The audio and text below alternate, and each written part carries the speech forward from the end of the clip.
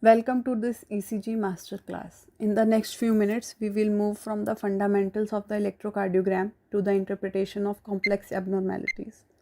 You will learn how to recognize normal waveforms, measure segments and intervals, determine the QRS axis, calculate heart rate, and identify rate, rhythm, and conduction disorders with confidence.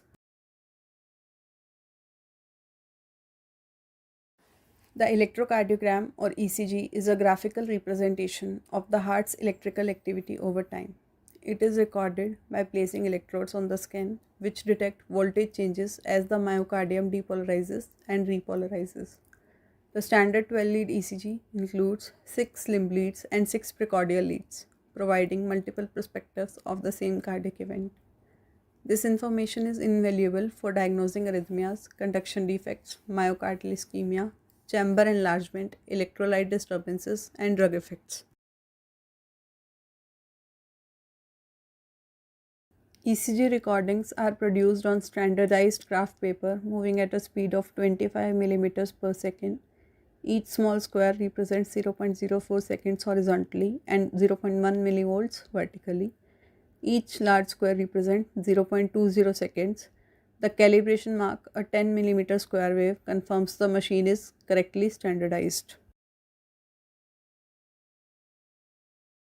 The heart's conduction system begins with the sinoatrial node, the primary pacemaker.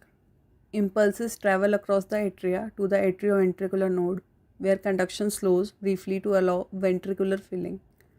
The signal then moves rapidly through the His-Purkinje system, activating the ventricles in a coordinated contraction. Understanding this sequence is essential for interpreting deviations on the ECG. The ECG consists of 5 primary waveforms. The P wave represents atrial depolarization. The QRS complex represents ventricular depolarization and normally measure less than 0.11 seconds. The ST segment represents early ventricular repolarization and should be isoelectric. The T wave represents ventricular repolarization.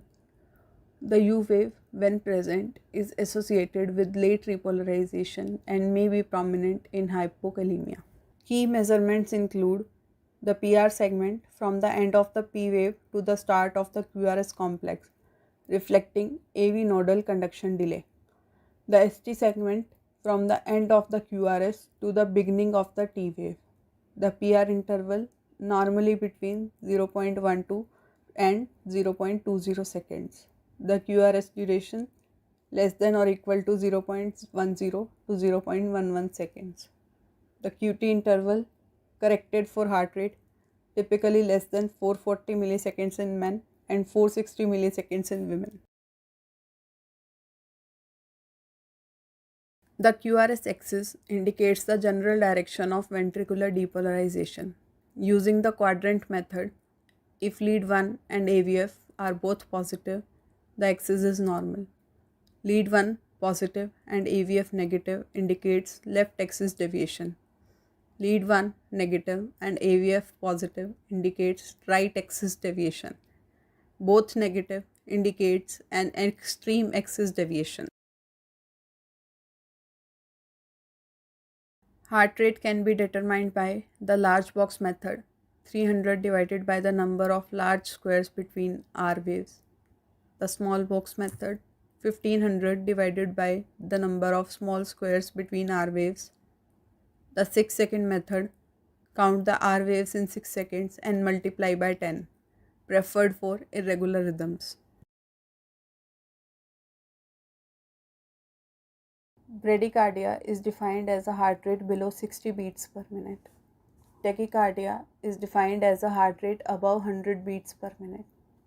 Both can be physiological or pathological depending on the context. Common rhythm disturbances include sinus arrhythmia, variation with respiration, atrial fibrillation, absence of P wave and irregular RR intervals, atrial flutter, sawtooth flutter waves, ventricular tachycardia, wide QRS complexes with regular rhythm, ventricular fibrillation, chaotic baseline with no organized QRS complexes. First degree AV block has a prolonged PR interval.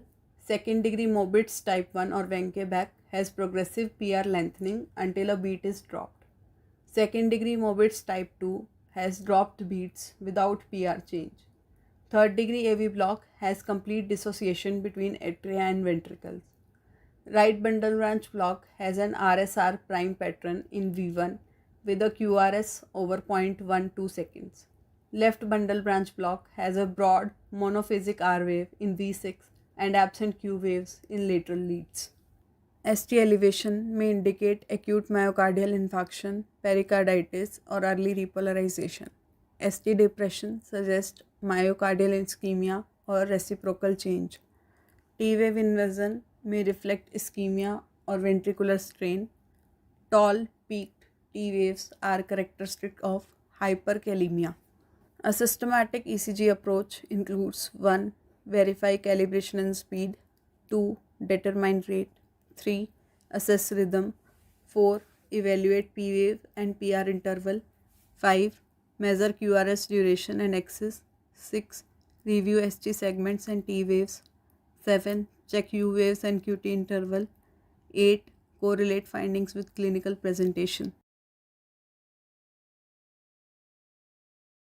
While ECG is traditionally associated with cardiology, it plays an important role in physiotherapy for patient assessment, monitoring, and safety, particularly in patients with cardiovascular or pulmonary compromise. Establish a patient's resting heart rhythm, rate, and any conduction abnormalities before beginning physiotherapy interventions, which can help to identify underlying cardiac risks that may influence exercise prescription or respiratory care, specifically patients of arrhythmias or previous myocardial infarction. In cardiac rehabilitation, ECG monitoring ensures the exercise intensity stays within safe limits. It detects signs of myocardial ischemia early, preventing adverse events. In pulmonary rehabilitation, ECG helps track cardiac responses to exercise and prevent overloading compromised cardiopulmonary systems. Continuous ECG helps identify arrhythmias or cardiac strain during weaning trials in the ICUs. Also, during post-surgical rehabilitation, especially after a cardiac or thoracic surgery, ECG ensures mobilization is safe.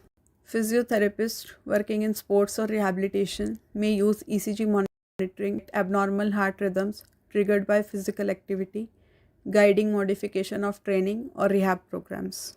Some breathing or airway clearance techniques affect intrathoracic pressure and heart rate.